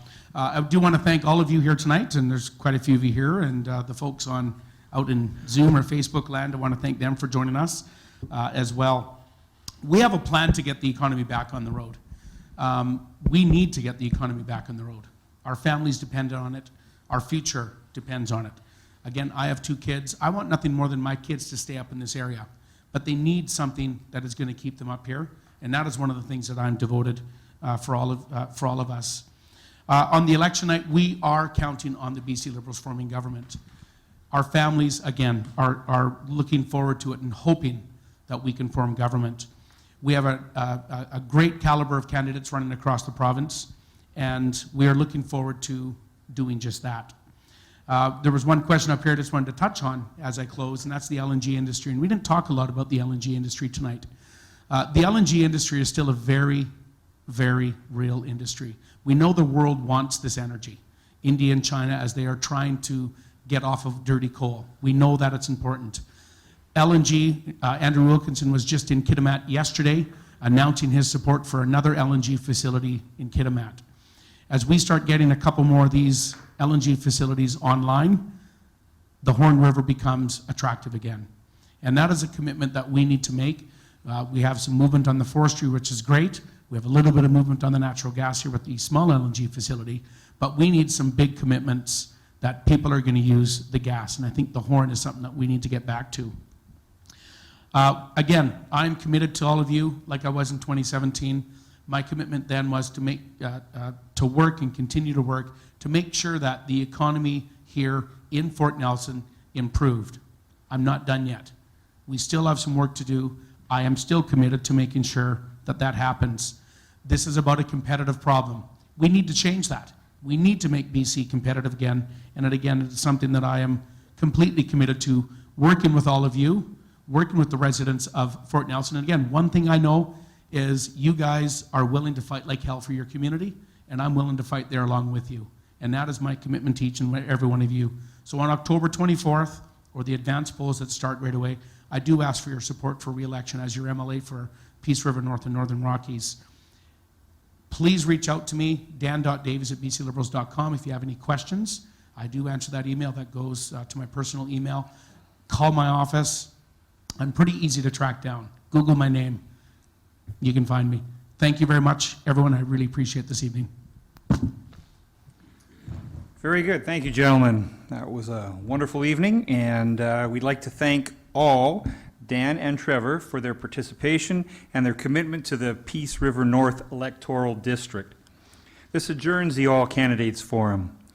A reminder, if you'd like to speak with the candidates in the lobby, please wear a mask if physical distancing isn't possible. Thank you to the Northern BC Real Estate Board, the Northern Rockies Regional Municipality, the Phoenix Theatre, and Fort Nelson News. As well, thank you to the Board of Directors of the Chamber of Commerce and the other volunteers helping us out tonight. Yunus Burhim is here, and he is the newest Chamber of Commerce employee, giving advice and help with small business. Reach out to him if you have questions and you're a business person, and Krista Vanderstein with the Northern Rockies. Voting in Fort Nelson will take place at the Lamplighters Seniors Hall. It actually commenced this morning. Advance voting is from October 15th, today, to Sunday, October 18th, 8 a.m. to 8 p.m. So I urge you to... Sit down. No, I'll stay up. 8 a.m. General Election Day is Saturday, October 24th. So important to know, advance polling in Fort Nelson, Northern Rockies, is today till Sunday, while in Fort St. John it goes through next week. So we have 4 days. So get out and vote. I just want to remind you all, we are in the traditional lands of the Fort Nelson First Nations. The Northern Rockies Regional Municipality, this is my little pet phrase, is the largest civic community in all of North America. There is no city or town or municipality that is as large as we are, so we should be proud of that. Today, the Chamber Board was in a meeting with certain individuals, and there's exciting things to come. I can't say what they are, but we have waited patiently, and we will be rewarded soon. Thank you to everyone who joined us here virtually. The live stream will be shared to the Fort Nelson Chamber of Commerce YouTube channel, so you can reach out and watch this on YouTube as well. And this brings an end to it. Anything else I should thank? Looking at the boss here. No. And thank you to Bev for, of course, setting all this up. So thanks, guys. It was great. Good luck to both of you. And may the best man win. And thank you all for coming. Okay?